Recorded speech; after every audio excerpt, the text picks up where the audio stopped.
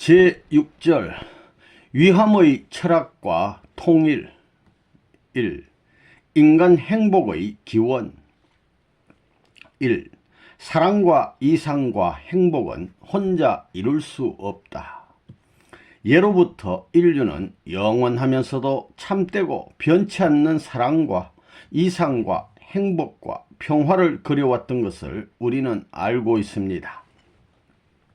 그러나 오늘날 우리가 살고 있는 이 세상과 이 시대는 불신의 세상이요 혼란의 시대입니다.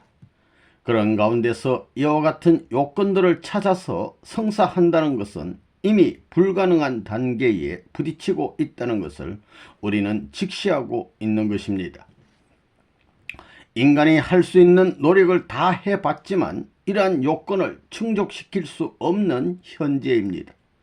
그러므로 우리 인간으로서 안 될진데 우리는 인간을 넘어서 영원하고 불변하고 참되신 어떤 절대자를 찾아 그분에게 의존할 수밖에 없을 것입니다.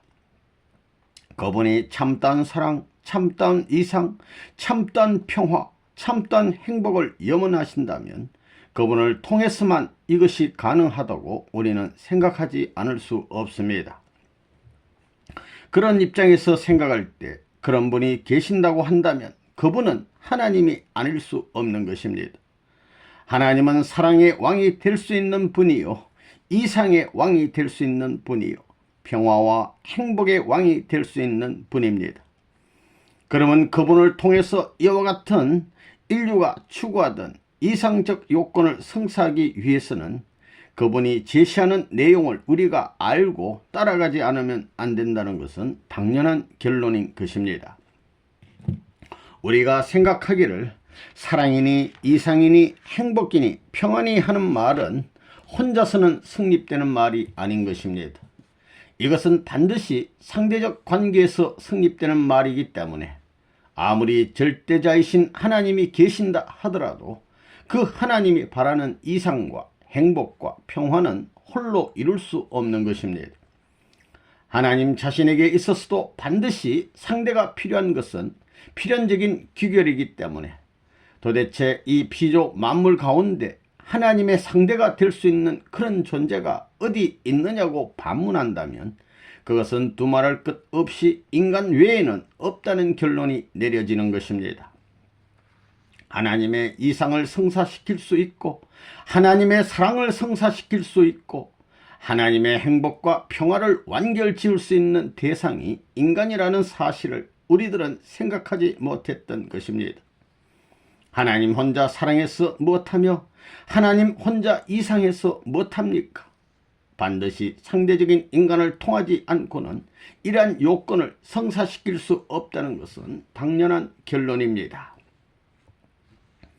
이 사랑과 이상과 행복과 평화의 기원, 지혜의 왕이시고 전체의 중심이신 하나님께서 참다운 사랑이나 참다운 이상이나 참다운 행복이나 참다운 평화의 기원을 주체와 대상, 이 양자 사이에 어디에 두느냐, 이것이 문제가 되지 않을 수 없는 것입니다.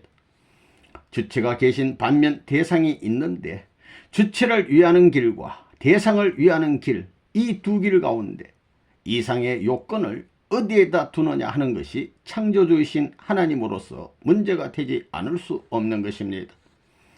그래서 참다운 이상, 참다운 사랑, 참다운 평화에 있어서 주체를 중심으로 하고 대상이 주체를 위하는 데 이상적 기원을 둘 것이냐, 대상을 중심으로 하여 주체가 대상을 위하는 데 이상적 기원을 둘 것이냐 하는 문제를 생각하신 하나님께서는 그 이상적 기원을 주체인 자기 앞에 대상이 위하라고 하는 입장에 세운다면 하나님이 그러함과 동시에 모든 사람도 자기가 어떤 대상을 지닐 수 있는 입장에 선다면 그와 같이 될 것입니다. 그러면 하나 될 수 있는 길이 막혀버립니다. 이것을 알아야 합니다. 하나 될 수 있고 평화의 기원이 될 수 있는 그 길은 어디에 있느냐? 하나님 자신뿐만 아니라 참던 인간은 위에서 사는 존재라는 원칙을 세우지 않을 수 없었다는 것입니다. 그렇기 때문에 참다운 사랑은 위하는 데서부터 참다운 이상도 위하는 데서부터 참다운 평화, 참다운 행복도 위하는 자리에서 성립되지 위하는 자리를 떠나서는 찾을 수 없다는 것입니다. 이것이 천지 창조의 근본이었다는 사실을 우리 인간은 몰랐습니다. 참다운 부모는 어떤 사람이냐 할 때에 자식을 위해서 태어났고 자식을 위해서 살고 자식을 위해서 죽는 사람이라고 할 수 있습니다. 그렇게 되어야 자식 앞에 참된 이상적 부모로서 등장할 수 있는 것이며 참된 부모의 사랑이 성립되는 것입니다. 더 나아가서는 자식 앞에 평화의 중심이 되는 것이요 행복의 기준이 된다는 것을 우리는 알 수 있을 것입니다. 반면에 참된 효도는 어디에 기준을 세울 것인가? 그 반대의 입장인 것입니다. 부모를 위해서 태어나고 부모를 위해서 살고 부모를 위해서 목숨을 다하는 사람이 참된 효자가 될 수 있습니다. 그렇게 해야 부모 앞에 이상적 자녀요, 진정으로 사랑할 수 있는 자녀요, 행복과 평화의 대상이 될 수 있는 것입니다. 그래서 우리는 여기에서 하나의 공식을 제시할 수 있는데 위에서 존재하는 자리에 있음만이 이와 같이 이상적 요건, 즉 참된 사랑, 참된 행복, 참된 평화가 찾아줄 수 있다는 것을 이제 짐작하시리라 보고 있습니다. 3. 우주 창조의 원칙과 인간 행복의 기원. 하나님의 창조의 원칙이 뭐냐? 창조는 뭐냐 하면 하나님 자체를 투입한 것입니다. 하나님의 모든 것을 투입하는 데서만이 완전 투입하는 데서만이 완전 결과가 보장되는 것입니다. 이것이 창조의 원칙인 것을 우리는 알아야 되겠습니다. 그렇기 때문에 나 자신을 진실되게 투입해야 되겠습니다. 진실되게 줘야 된다는 것입니다. 진실되게 주는 데서만이 미래에 자기의 상대가 벌어지는 것이요, 자기의 발판이 형성되는 것이요, 나를 입증할 수 있는 환경적 여건이 성립되는 것입니다. 받는 데서는 불가능한 것입니다. 그것은 창조 원칙에 없습니다. 이렇듯 우주 창조의 원칙이요 인간 행복의 기원이 위하여 존재하는 데 있었습니다.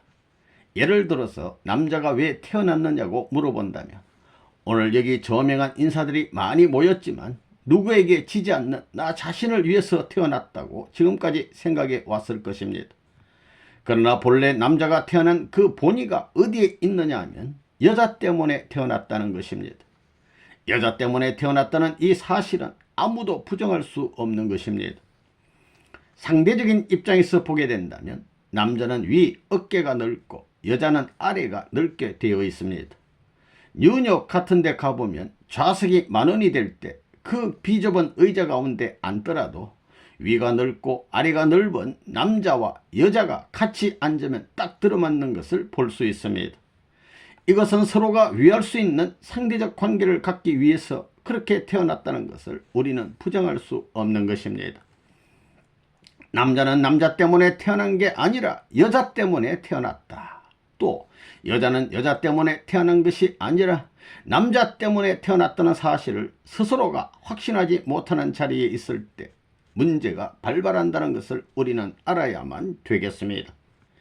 이것은 천지 창조의 대주인이신 하나님께서 그런 원칙을 창조 원칙으로 했기 때문에 그 원칙에 따라가지 않고는 선하고 참되고 행복하고 평화스러운 세계에 들어갈 수 없는 것이라고 본인은 알고 있는 것입니다.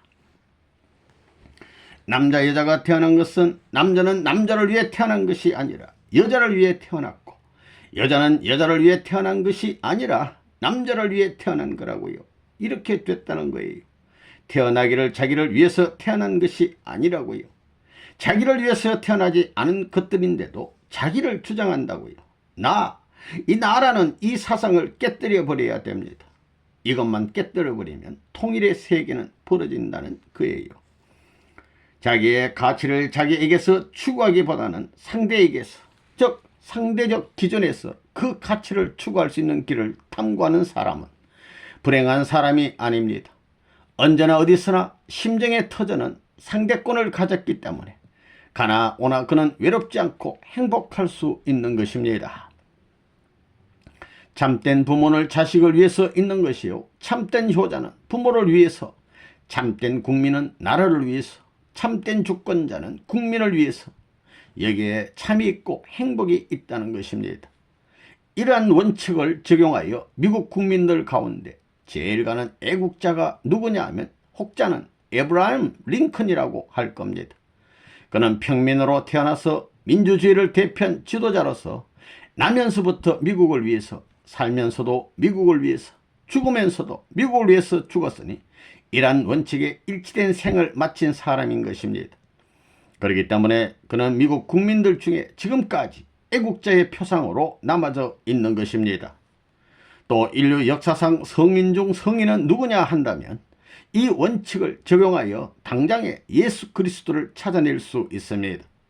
왜냐하면 그는 인류를 위해서 왔고 인류를 위해서 살았고 인류를 위해서 죽어가면서 자기를 십자가에 못 박는 원수마저 용서해 달라는 기도를 하고 간 사실을 보게 될 때 어떤 성인보다도 뛰어났으니 그 예수님이야말로 하나님이 지극히 사랑하실 수 있는 아들이 안 될 수 없다는 것은 당연한 귀결인 것입니다. 그렇기 때문에 하늘나라는 이 공식에 의해 이루어질 것입니다. 이 위하는 법도를 세우신 이유, 하나님은 왜 위에서 존재하라는 원칙을 세우지 않을 수 없었느냐? 그 몇 가지 요건을 들어보겠습니다. 우선 여러분들에게 묻겠는데 만일 여러분들을 위해서 누군가가 진정으로 생명을 다하고 희생을 다하면서 100%의 은사를 베푼 사람이 있다면 여러분의 본심이 그 은사를 갚는데 50%는 주머니에 집어넣고 50%만 갖고 싶습니까? 아니면 있는 대로 다 갖고 싶습니까? 우리의 본심이 어떻게 작용해요? 누구나 다 더 갖고 싶어하는 것이 본심입니다. 여기 통역하고 있는 미스터 박에 대해서 내가 만약에 100% 그런 것을 줬다면, 주는데도 진정 사랑하는 가운데서 준 것을 안다면 이 사람은 100% 이상을 돌려보낸다는 것입니다. 100%가 110%로 돌아오고 그 110% 돌아온 것은 또 그쪽에서 진정으로 주었기 때문에 120%를 갚게 되고, 이렇게 함으로 말미암아 여기에서 영원이라는 개념이 설정된다는 것입니다. 영원이 시작되는 것입니다. 그렇기 때문에 이런 원칙을 세우지 않을 수 없으며 그뿐만 아니라 여기에서 비로소 발전과 번창이 생기는 것입니다. 두 번째는 뭐냐? 여러분의 가정에 있었어도 5 식구가 있다면 누군가가 그 5 식구를 위해서 살게 되면 나중엔 그 위에서 살았던 그 사람이 그 가정의 중심이 되는 것입니다. 마치 하나님같이 그러한 중심이 결정됨과 동시에 주체와 대상, 중심과 상대 관계에 있어서의 자원적인 주관권이 생기게 되는 것입니다. 자기를 절대 위하는 그 주체 앞에 주관받는 것이 얼마나 행복하다는 것을 오늘날 인간들은 모르고 사는 것입니다. 영계에 가게 되면 하나님의 직접 주관을 받는 것이 얼마나 큰 영광인지 모릅니다. 이처럼 여기에서 비로소 주종 관계가 성립되는 것입니다. 세 번째는 무엇이냐? 이상과 사랑은 인간에게 있어서 생명보다 더 귀한 것인데도 불구하고 오늘날 인간들은 이런 것이 자기의 것으로서 자기에게 나타나는 줄 아는 것, 이것이 큰 오해라는 것입니다. 사랑과 이상은 어디에서 오느냐? 대상에게서 옵니다. 대상에게서 오기 때문에 위하는 법도를 세우지 않을 수 없습니다. 지혜의 왕 되신 하나님께서는 이런 모든 결과를 아시기 때문에 그런 법도를 세우지 않을 수 없다는 것을 이제 여러분들이 아셨으리라 믿습니다. 영혼이라는 개념, 이것은 자기를 위하는 데서는 불가능한 것입니다. 여러분이 운동하는 것을 보더라도 밀어주고 끌어주는 상대적 방향이 크면 클수록 빨리 도는 것입니다. 지혜의 왕 되는 하나님이 위에서 존재하라는 법도를 세운 것은 영원할 수 있게 하기 위해서 세우셨다는 것을 우리는 생각하지 않을 수 없는 것입니다. 그뿐만 아니라 영혼의 개념이 성립됨과 동시에 이것은 영원히 발전되며 영원히 번창하는 것입니다. 현재 위치에서 전진하고 발전하는 것입니다. 존재의 위치에서 전진적인 자각을 느낄 수 있는 데서만이 행복하게 되는 것입니다. 이러한 요건을 지니고 있기 때문에 하나님은 위에서 존재라는 원칙을 세우지 않을 수 없었습니다. 예를 들어 말하면 한 가정에 10식구가 있다고 합시다. 거기에 제일 어린 꼬마 동생이 그 10식구 가운데서 누구보다도 그 가정 전체를 위해서 살게 된다면 나이 어린 동생일지라도 부모도 그를 내세우게 되고 형제도 그를 내세우게 됩니다. 날이 가면 갈수록 그 위에 존재하는 동생은 자동적으로 그 집안의 중심 존재로 등장한다는 것입니다.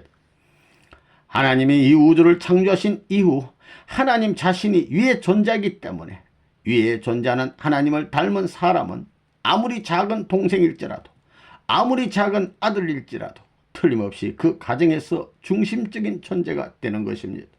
오늘날 우리는 이것을 미처 몰랐습니다. 위에서 사는 거기에서 나 스스로가 후퇴되는 것이 아니라 위하면 위할수록 그 사람은 중심 존재로 결정되는 것입니다. 마치 하나님같이 하나님이 그러하시기 때문에 그러한 자리에 선 사람은 하나님이 중심 존재로 세우지 않을 수 없습니다. 그뿐만이 아니라 그 자리에서만이 이상적 통일, 완전 통일을 성사시킬 수 있다는 것입니다. 오늘날 우리들 가운데 남에게 주관받는 것은 죽어도 못하겠다고 생각하는 사람들이 많을 것으로 알고 있습니다. 더욱이 식자층에 있는 고명한 사람들에게서 이런 것을 많이 보게 됩니다.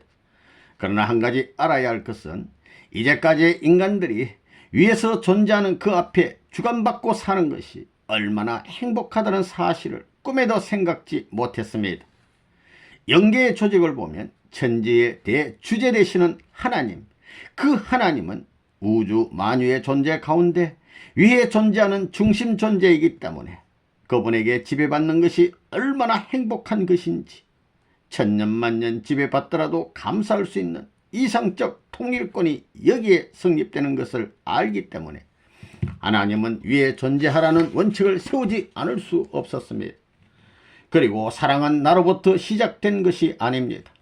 생명보다도 귀한 사랑과 이상을 찾으려면 대상이 없어서는 안 되는 것입니다. 오늘날 우리들은 이걸 미처 생각하지 못했습니다. 이 고귀한 사랑과 이상을 받을 수 있고 그것을 찾을 수 있는 존재가 대상입니다. 그렇기 때문에 우리가 겸손히 그 고귀한 사랑과 이상을 받아들이려니 가장 위하는 자리가 아니고는 안 되므로 하나님은 위에 존재하라는 원칙을 세우지 않을 수 없었다는 이 한 가지 사실을 우리는 기억해야 하겠습니다. 3. 이상적 통일의 기원. 통일은 어디서 벌어지느냐? 통일은 자기를 위하는 데서 벌어지는 것이 아닙니다. 자기를 중심 삼고 자기를 위하는 데 벌어지는 것이 아니라 전체를 위하는 데서 벌어집니다. 이것이 통일의 방안입니다. 회사에 있어서 앞으로 주인의 자리를 인계받을 수 있는 사람은 어떤 사람이냐? 남보다 10분이라도 먼저 출근하고 8시간 일을 하게 되면 일을 할 때 내가 회사에 빚지지 않겠다는 마음으로 정성을 들여서 일하고 퇴근을 하는데도 남보다 1분이라도 더 많이 더 열심히 일하고 퇴근하겠다고 하게 되면 그는 오래 안 가서 그 회사의 중심이 된다는 것입니다. 간단해요. 그러한 기준으로 생활하게 되면 중심이 되는 것입니다. 이러한 원칙을 중심 삼고 여러분이 자기의 생활 무대에 있어서 공복이 되어야 됩니다. 공복이 되어야 돼요. 사적인 입장에서 자기를 위하는 사람이 되어서는 안 됩니다. 공적인 입장에 서는 사람이 되어야 된다는 겁니다. 통일교회가 그렇게 나가게 되면 통일교회 발전은 누구도 막지 못합니다.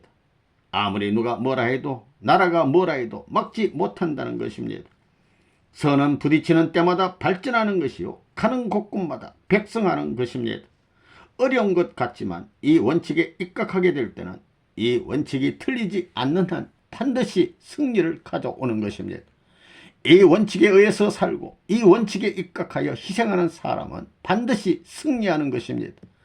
내가 본 이익을 내 이익으로 여기는 것이 아니라 국가의 더 큰 이익으로 여기고 승리를 하면 그 승리한 가치를 내 것으로가 아니라 나라의 것으로 세계의 것으로 돌리는 이런 사상을 펴나가는 단체가 있다면 세계가 망하는 한이 있더라도 그 단체는 망하지 않을 것입니다. 이러한 내용을 가진 통일 사상은 망하지 않는다는 것을 여러분은 알아야 됩니다. 통일의 방안이 어디에 있느냐? 위해 주는 데 있습니다. 그러면 남북이 통일하는데 김일성이 하자는 대로 할 것이냐? 김일성이 하자는 대로 하는 것이 아닙니다. 사랑이 깃든 것은 무엇이든지 받고 싶은 좋은 것이기 때문에 그 좋을 수 있는 입장에서 영원히 줄 수 있는 자리에 서게 되면 이북도 통일되는 것입니다. 현재 이북 백성들이 사는 이상의 입장에서 영원히 줄 수 있는 기반만 잡게 되면 공산당의 선전 따위는 먹히지 않는다는 것입니다. 대한민국이 경제 분야, 생활 분야, 지식 분야 등 모든 분야에서 월등해가지고 영원히 줄 수 있는 입장에 서게 되면 완전히 하나 되지 말라고 해도 하나 되는 것입니다. 빚지는 데서는 통일이 안 됩니다. 알겠어요? 빚지는 데는 통일이 없어요. 빚져가지고 천국이 이루어질 수 없습니다. 빚져가지고는 부흥이 되는 법이 없습니다. 빚진 것을 몇 배로 이자를 쳐서 완전히 갚을 수 있는 여유가 있게 될 때 거기에 부국이 설정되는 것입니다. 천국이라는 것은 부국 중에 부국이기 때문에 빚지는 자리에서는 불가능하다는 것을 알아야 되겠습니다. 선과 악이 무엇이냐? 사적인 것은 악에 속하는 것이요, 공적인 것은 선에 속하는 것입니다. 간단한 거라고요. 여러분이 이것을 확실히 알아야 됩니다. 종교가 다루는 분야는 어디까지나 종교는 공적인 분야를 다룹니다. 그런데 공적인 생활 내용은 인간 세계뿐만 아니라 영계까지 주체적인 절대자 하나님에게까지 입체적으로 관계되어 있다는 것입니다. 사적으로 나라를 이용해 먹고 자기 개인이나 가정을 위해서 국가 재산을 막 취하게 되면 나라가 망하게 됩니까? 안 망하게 됩니까? 그렇게 되면 나라가 부패했다고 하지요. 그렇지요. 공적인 책임을 진 공복인데, 국가의 공무원인데 공적인 것을 자기가 가지면 망하는 겁니다. 그것은 독약을 자기 자식에게 먹이는 것보다 더 무서운 거라고요. 안 망했으면 앞으로 망하게 되는 거라고요. 하늘이 망하게 만드는 거라고요. 몸과 마음을 두고 볼 때 어떤 것이 공적이냐 하면 몸보다 마음이 공적입니다. 그렇기 때문에 마음을 중심 삼고 몸을 굴복시키는 승리적 기반을 세우라는 것입니다. 빚을 지지 말고 빚을 지우는 생활을 하라는 것입니다. 빚을 지우는 데는 평면적인 빚을 지울 것이 아니라 하나님의 사랑을 가지고 빚을 지우라는 것입니다. 그런 사람이 된다면 그 사람은 절대로 망하지 않는 것입니다. 만일에 빚을 지어 주고도 그것을 받지 못하게 되면 반드시 그 사람의 후손이 하늘로부터 받아가지고 이 땅 위에 와서 복을 누리게 된다는 것입니다. 4. 올바른 가치관의 확립. 1. 참사랑은 죽어도 잊어버리는 것. 사랑은 혼자서는 이루어지지 않습니다. 사랑은 어디서 나오는 것입니까? 나에게서부터 나오는 것이 아니라 대상으로부터 오는 것입니다. 대상으로부터 나오기 때문에 내가 머리를 숙이고 대상을 위해야 되는 것입니다. 위하여 살라고 하는 천리가 여기에서 생겨나는 것입니다. 지극히 고귀한 것이 나에게로 찾아오는데 그것을 받으려니 높이고 위해야 한다는 것입니다. 위하는 철학을 이루어야 사랑받는 것입니다. 오늘날 인간 사회는 타락한 이후에 썩었습니다. 모든 철학들이 그것을 만든 자의 사욕을 위주로 이루어져 있습니다. 차라리 이것을 싹 쓸어버려야 됩니다. 무기나 경제력, 지식 등을 가지고 썩어버린 철학을 없앨 수 있습니까? 안 됩니다. 오직 참사랑만이 그 일을 할 수 있습니다. 그 사랑은 하나님으로부터의 사랑입니다. 하나님과 사랑의 인연을 맺게 되면 반드시 주관성과 독립권, 그 다음에는 상속권을 가질 수 있는 특권이 있다는 것입니다. 역학세계에서는 입력보다 출력이 작지만 사랑의 세계에서는 입력보다 출력이 더 큰 것입니다. 하면 할수록 무한히 복된. 참사랑은 무엇이냐? 위하는 사랑인데 얼마든지 주고는 그냥 잊어버리는 것입니다. 새삼스럽게 준 것을 기억하지도 않습니다. 또한 아무리 부어주어도 지치질 않습니다. 90이 넘은 부모가 70이 된 아들 보고 얘야 차 조심해라고 해도 어색하지 않고 몇십 년 동안 그 말을 수없이 되풀이했다 하더라도 실적나거나 지치는 법이 없습니다. 타락한 세상의 부모도 이렇거늘 하물며 본질 세계에서 하나님의 사랑을 주고받을 때 지칠 리가 있겠습니까? 인생에서 참던 하나님의 대상권을 확정짓고 사랑의 영광이 불변이라는 것을 비로소 알게 될 때에 우리 인간의 사랑을 중심 삼고 영계 윤리를 타당화시킬 수 있는 것입니다. 이러한 사실을 알고 있는 사람이 어디 있습니까? 얼마 전 내가 미국에서 감옥에 들어가 옥중 침대에 홀로 누워있는데 하나님이 찾아오셔서 믿을 사람이 너밖에 없으니까 니카라과 사태를 해결하라고 명령하셨습니다. 하나님이 찾아오실 인간이 어디 저밖에 없습니까? 선진국을 대표한다는 미국엔 2억 4천만이라는 국민과 수없이 많은 교육자들이 있지만 그들에게 찾아가실 수 없어 나를 찾아오신 하나님이 얼마나 불쌍하신가 짐작이 갈 것입니다. 그렇지만 하나님은 사랑을 찾아가실 줄 알기 때문에 다행입니다. 때문에 세계를 위해 내가 이 일을 하지 않았으면 난민은 이미 쑥대밭이 되었을 것입니다. 참사랑은 뭐냐 하면 주고 잊어버리고 또 주겠다고 하는 사랑입니다. 거짓 사랑은 주고 보태서 장사하는 사랑이요, 주었으니 너는 그 이상 갚아라 하는 사랑입니다. 이것은 사탄 사랑입니다. 참사랑은 주고 잊어버리고 또 주고 싶어하는 것입니다.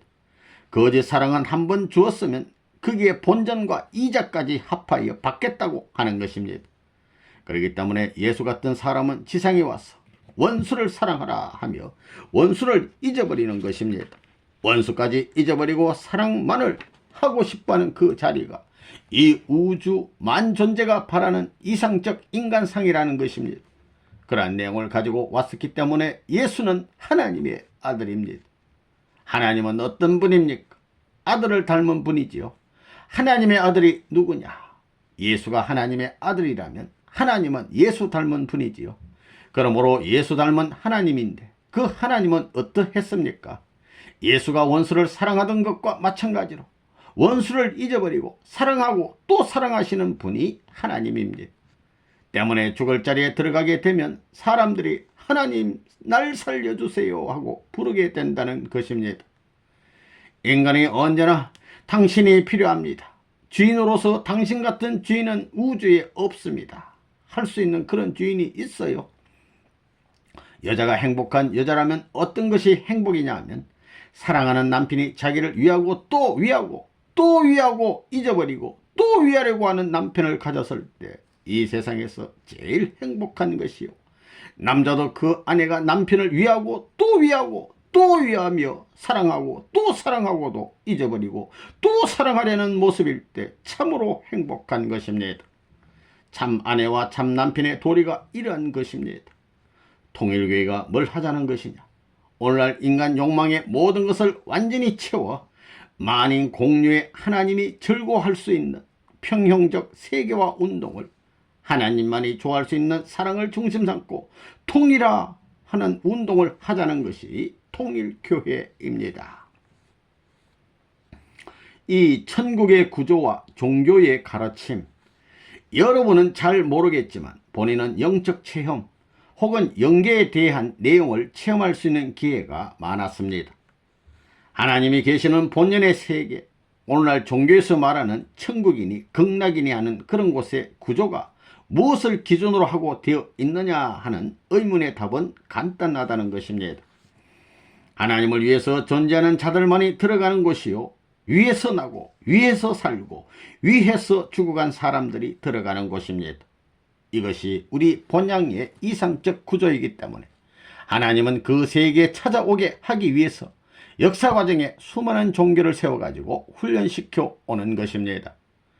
이제까지의 종교가 온유 겸손해야 되며 희생해야 한다고 가르치는 이유는 영계에 돌아가야 할 인간들에게 영계의 법도가 그렇기 때문에 종교가 지상생활 과정에서 그 영계에 알맞도록 훈련시키지 않을 수 없었기 때문입니다. 그렇기 때문에 고차적인 종교일수록 보다 차원 높은 희생을 강조하고 봉사를 강조하게 되는 것은 평소의 생활을 그 세계에 일치시키려는 데 그 원인이 있는 것입니다. 이러한 사실로 미뤄보게 될 때 이러한 내용을 제시하는 자체가 역사적인 관점에서 역사의 진행 과정에서 섭리에 내려오시는 하나님을 시인하지 않을 수 없게 하는 것입니다. 성경에 아무리 방대한 경전으로 되어 있다 하더라도 단 두 마디 위에서 존재한다는 이 원칙에 다 맞아떨어지는 것입니다. 예수님은 말하기를 높고자 하는 자는 낮아지고 낮아지고자 하는 자는 높아진다고 했습니다. 이러한 역설적인 말을 한 것도 결국은 위에서 존재하는 본연의 세계의 원칙에 일치시키기 위한 방법에 지나지 않는다는 것을 우리는 알게 되는 것입니다. 가정의 천국이 어떤 것이냐고 묻는다면 아내가 남편을 위해서 100% 존재하고 남편이 아내를 위해서 살고 그를 위해서 죽는다는 입장에 서게 될 때에 그 가정이야말로 천국이 아닐 수 없는 것입니다. 우리 격언에 가화 만사성이라고 했습니다. 나라가 흥하는 것도 마찬가지입니다. 나라를 다스리는 주권자는 자기 존재의 가치가 자기의 주권 행사에 있는 것이 아니라 백성을 위하는 데 있으며 그 백성은 백성 자체를 위하기보다 나라를 위해서 이렇게 되는 날에는 그 나라는 천국이 될 것입니다. 이와 같은 원칙을 확대해 나감으로써 국가, 민족을 초월해서 서로 위해주는 세계를 이룬다면 그 세계가 바로 우리 인간들이 말하는 유토피아적 사랑의 세계일 것이며 이상의 세계일 것이며 평화의 세계일 것이며 행복의 세계일 것임에 틀림없습니다. 위에 존재한다는 이 원칙을 들고 나가게 될 때에는 어디나 통하지 않는 곳이 없는 것입니다. 3. 올바른 가치관의 확립. 흔히 세상에서 말하기를 인생이 무엇이냐고 하는데 인생관, 국가관, 세계관의 확립, 그 다음엔 우주관에 대한 확립, 더 나아가서는 신의 확립에 신관의 확립이 문제가 되는 것입니다. 이것을 어떻게 확립할 것인가? 개통정 단계와 질서를 어디에 둘 것이며 그 차원적 계열을 어떻게 연결시킬 것이냐 하는 문제는 가장 심각한 것입니다. 그러나 위에 존재한다는 이 원칙에 입각해서 볼 때에 가장 가치 있는 인생관은 내가 전 인류를 위해 있고 전 세계를 위해 있고 국가를 위해 있고 사회를 위해 있고 가정을 위해 있고 아내를 위해 있고 자녀를 위해 있다는 입장에서 행복한 자아를 발견할 수 있다면 이 이상의 인생관이 없다고 보는 것입니다. 국가 자체를 두고 보더라도 마찬가지입니다. 이상적인 국가는 어떻게 되어야 되느냐? 자기 나라만을 위하려고 하는 그 나라는 나쁜 국가로 지탄받아 온 것을 우리는 역사를 통해서 잘 알 수 있는 것입니다. 그렇지만 현재 전 세계 국가 중에서 세계를 위해서 정책을 펴고 있는 나라는 하나도 없는 것입니다. 여러분이 잘 아시는 바와 같이 오늘날 공산주의도 결렬 상태에 들어가고 있는 것입니다.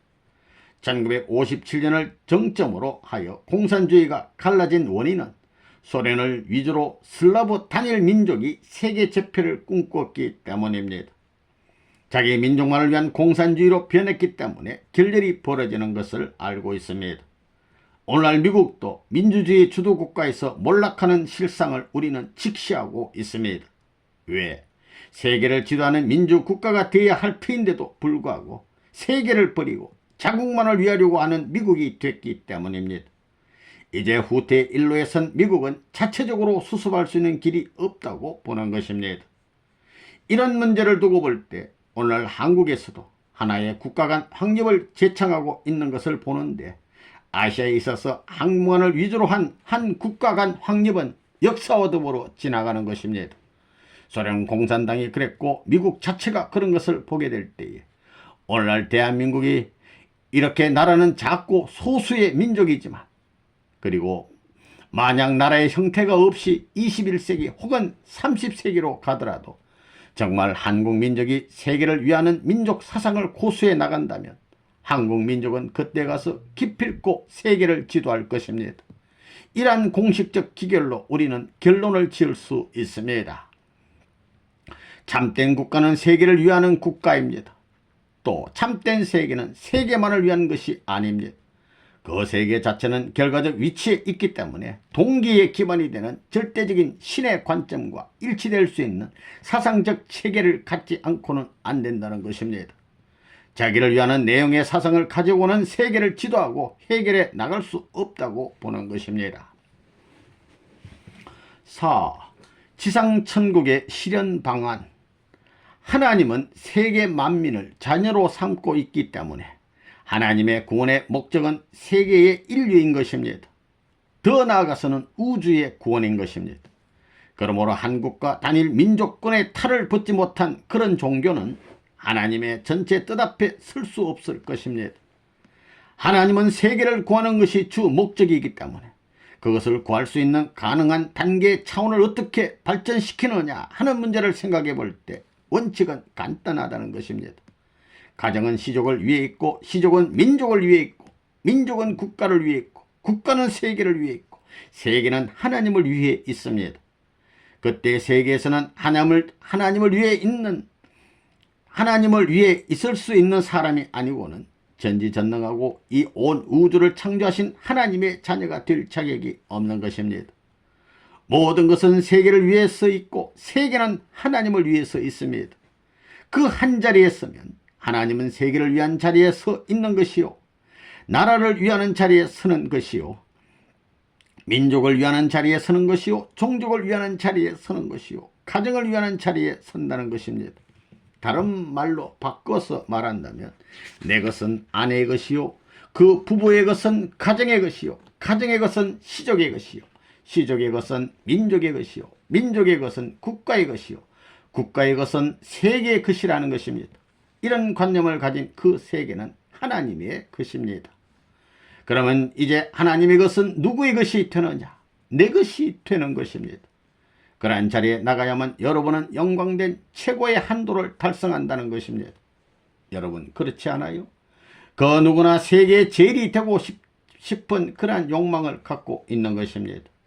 그러한 가치적인 존재가 됨으로써 만유의 중심적인 그 하나님의 것이 비로소 내 것이 될 수 있는 영광의 자리에 설 수 있다는 것입니다. 이렇게 볼 때 결론을 내린다면 위에서 사는 데서만이 가정천국의 실현이 가능한 것이요, 국가천국의 실현이 가능한 것이요, 세계천국 실현이 가능한 것이요, 뿐만 아니라 하나님도 인류와 더불어 행복하고 이상적인 동산이라고 춤을 추고 노래할 수 있는 세계로 인연되는 것입니다. 그런 것이 종교가 목적하는 천국이요, 그 천국이 지상에 이루어지는 것이기 때문에 그것이 바로 지상천국이라는 결론이 나오는 것입니다. 이상세계인 지상천국은 어떻게 실현되느냐? 남자는 여자를 위해, 부모는 자식을 위해, 가정은 종족을 위해, 종족은 민족을 위해, 민족은 국가를 위해, 국가는 세계를 위해, 세계는 하나님을 위해 살아야만 실현된다는 것입니다. 그렇게 되면 내 것은 너의 것이 되고, 너의 것은 가정의 것, 가정의 것은 종족의 것, 종족의 것은 민족의 것, 민족의 것은 국가의 것, 국가의 것은 세계의 것, 세계의 것은 하나님의 것, 하나님의 것은 내 것이 되는 것입니다. 이런 운동이 벌어져야 되는 것입니다. 이 운동을 지상세계에서 누군가가, 어떤 교파든지 어떤 사람이든지 뜻 있는 누군가가 시작하지 않으면 이 세계가 하늘로 돌아갈 수 있는 길을 찾을 수 없겠기 때문에 꼭 해야 하는 것입니다.